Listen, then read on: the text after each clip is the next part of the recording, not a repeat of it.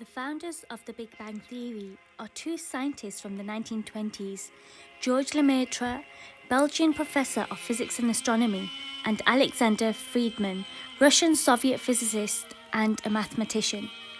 These scientists used Einstein's theory of relativity in order to draw up evidence and confirm that the universe is in a constant state of expansion.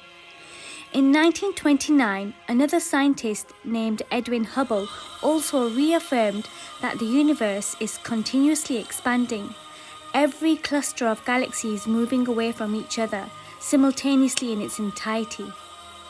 The theory of expansion of the universe is now a known fact. The constant expansion reveals that every matter in the universe was once a lot closer to each other and denser, to the point that the whole universe was all in one piece. Then it was separated into its current state by an explosion which propelled the formation of stars, planets, galaxies, and other complexities of the universe that are in a constant motion whilst continuously expanding. The explosion which derived the Big Bang Theory is widely confirmed by many physicists because it is supported by various evidence, mathematically, cosmologically, and ontologically. The universe expanded from extremely high density and exploded in gravitational waves. This involved matter and antimatter particles, in which matter particles preceded the antimatter, leaving behind pure energy and causing the explosion, giving birth to the universe.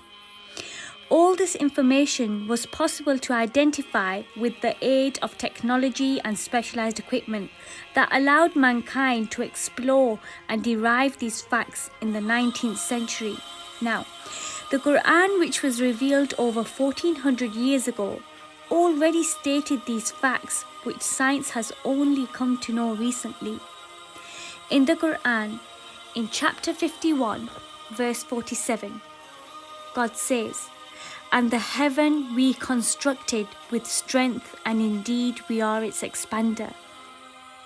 In regards to the explosion in the Quran, chapter 21, verse 30, "Have those who disbelieved not considered that the heavens and the earth were a joint entity, and we separated them and made from water every living thing? Then will they not believe?" God also says in chapter 2, verse 117, "Originator of the heavens and the earth, when he decrees a matter, he only says to it, 'Be,' and it is." In the Quran, chapter 41, verse 53, God says, "We will show them our signs in the horizons and within themselves until it becomes clear to them that it is the truth. But is it not sufficient concerning your Lord that He is over all things a witness?" Please go and read the Quran yourself and see what your Lord has to say to you.